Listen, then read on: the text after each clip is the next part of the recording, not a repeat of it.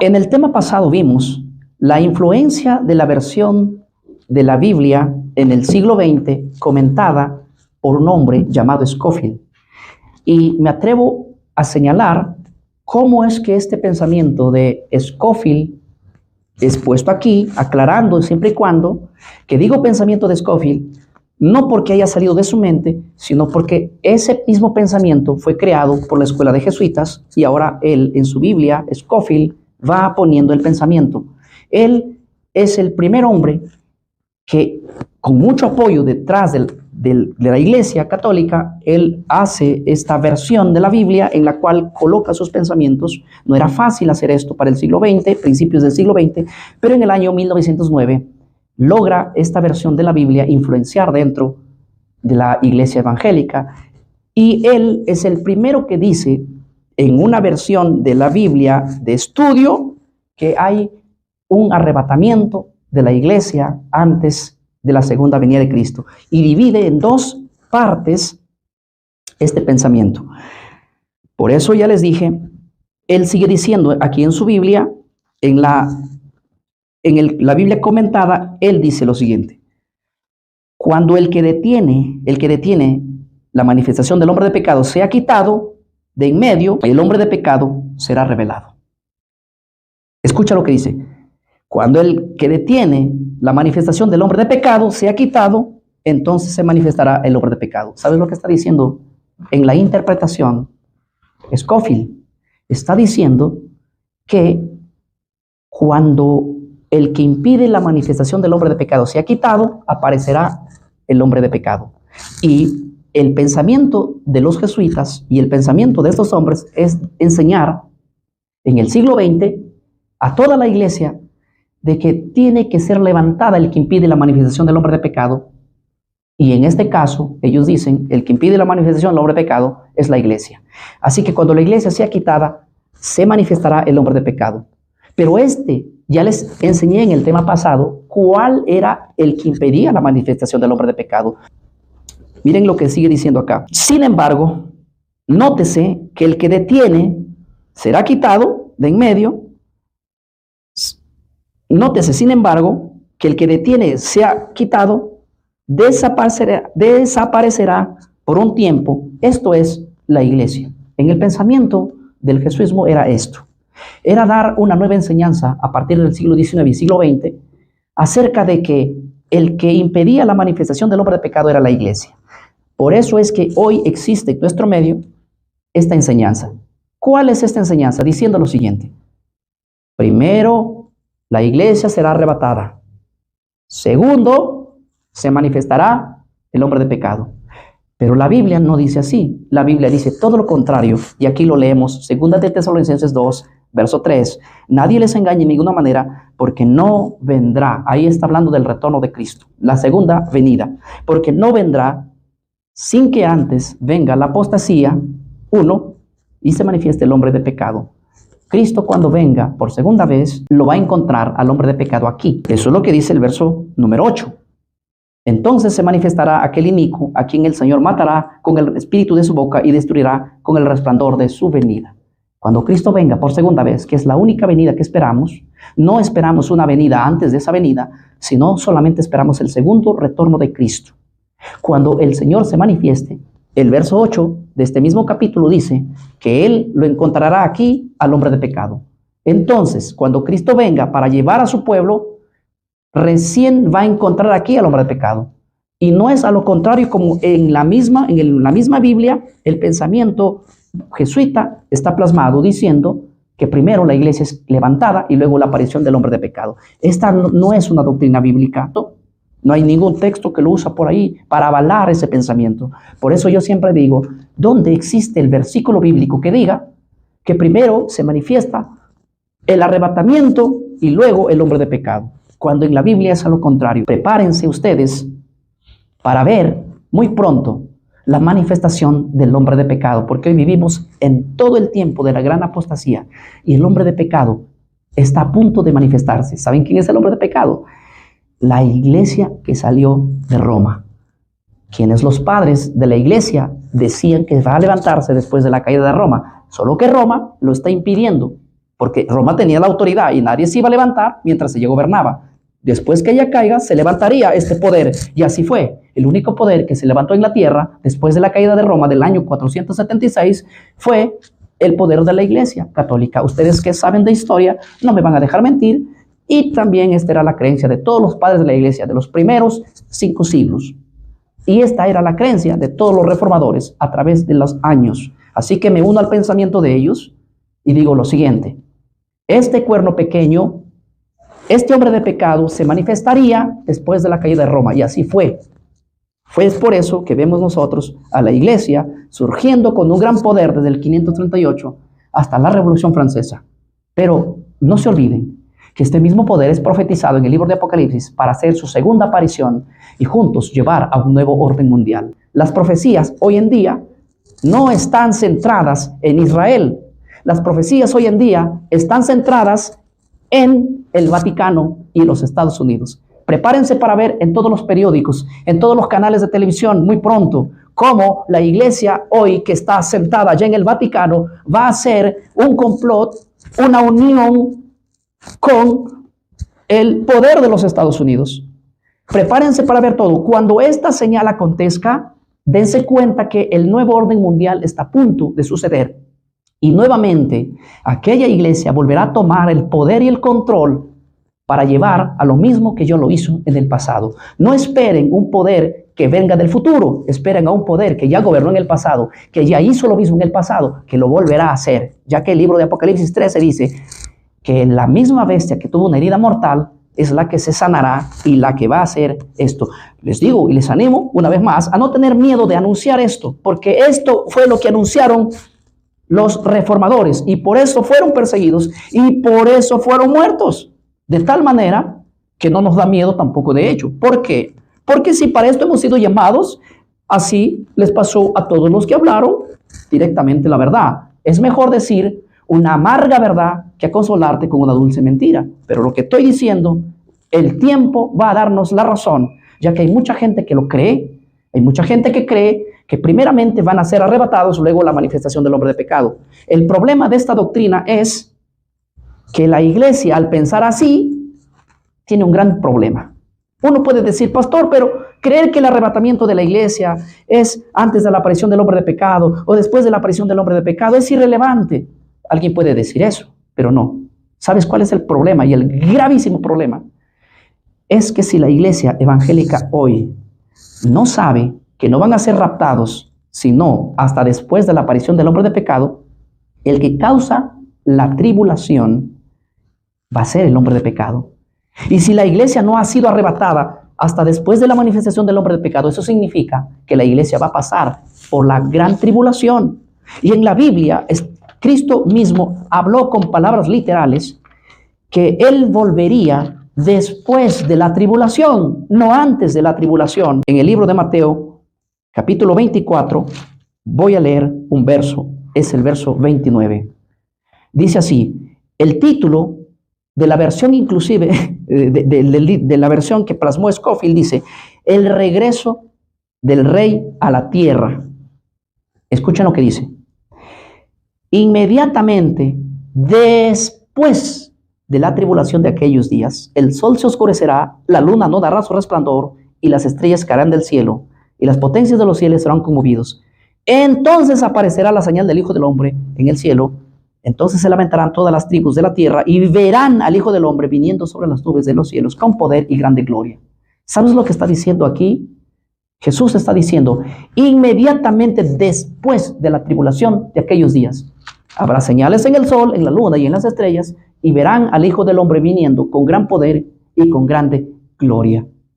Créanme que al desbaratar la doctrina de que el hombre de pecado se va a manifestar después del arrebatamiento de la iglesia, al salirnos de esa postura jesuita, entonces cada uno de nosotros no tendremos en la mente ningún anticristo del futuro. Miraremos a los que miraron los padres de la Reforma. Todos ellos miraron así. La iglesia que salió de Roma, esta es el cuerno pequeño. Esta es el anticristo. No había duda. ni tampoco desde los padres de la iglesia. No había duda en ello.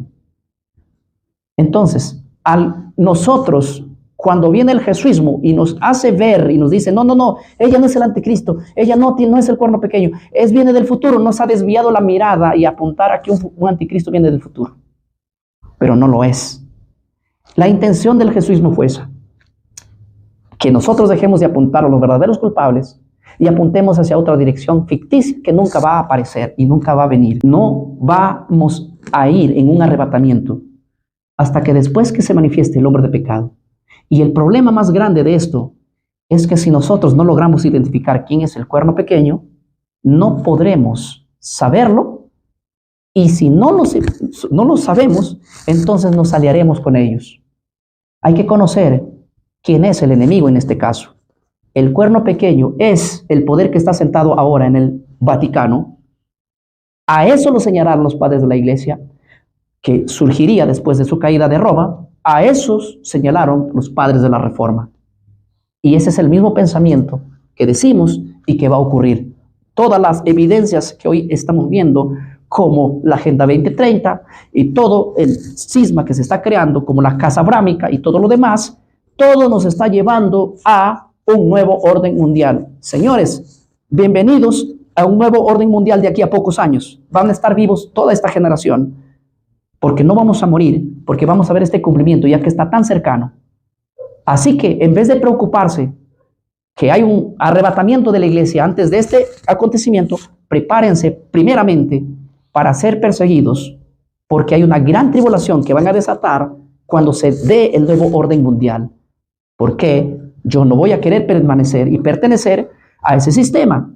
Por lo tanto, me voy a declarar enemigo del sistema, aunque ya desde ahora, en cada mensaje que lo estoy diciendo, correctamente se ve de esa manera. No estoy en contra ni odio a mis hermanos católicos, simplemente les estoy diciendo que reconozcan quién es el cuerno pequeño.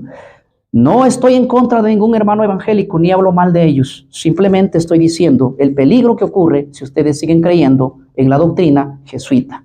La noticia nueva que les doy es que el rapto de la iglesia es una invención jesuita, no está transmitida en la Biblia, ni se creyó así.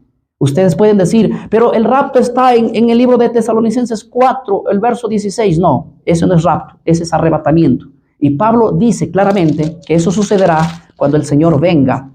Por eso el texto dice en el libro de 1 de Tesalonicenses 4:16, por lo cual os decimos estas palabras, dice el 15, en palabra del Señor, que nosotros los que vivimos, los que ya hemos quedado hasta la venida del Señor, no nos vamos a adelantar a los que están muertos, porque el verso 16 dice lo siguiente, porque el Señor mismo con voz de mando y con trompeta, con voz de mando y con voz del arcángel y con trompeta de Dios descenderá del cielo, descenderá, y los muertos en Cristo resucitarán primero.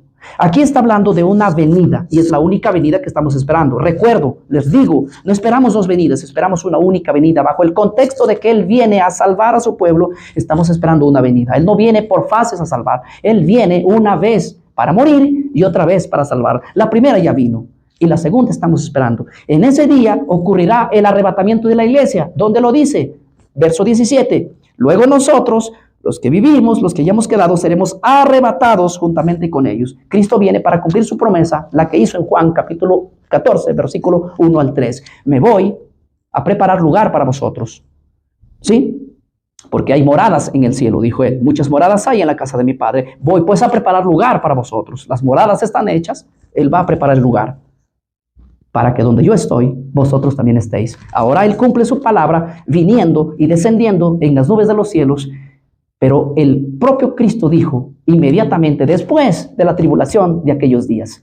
Así que mis hermanos, la iglesia evangélica hoy, en su gran mayoría, no está preparada para enfrentarse con el hombre de pecado, con el anticristo, porque se nos ha dicho por muchos años, ¿sí?, bajo la escuela de los jesuitas y la influencia de John Nelson y la Biblia Scofield en el siglo XX, que influyó al mundo, todo el mundo leía la Biblia Scofield, leía el texto arriba y miraba abajo el comentario Scofield y pensaba que lo de abajo era palabra de Dios. No, lo de abajo es el pensamiento jesuita, lo de arriba sí es palabra de Dios.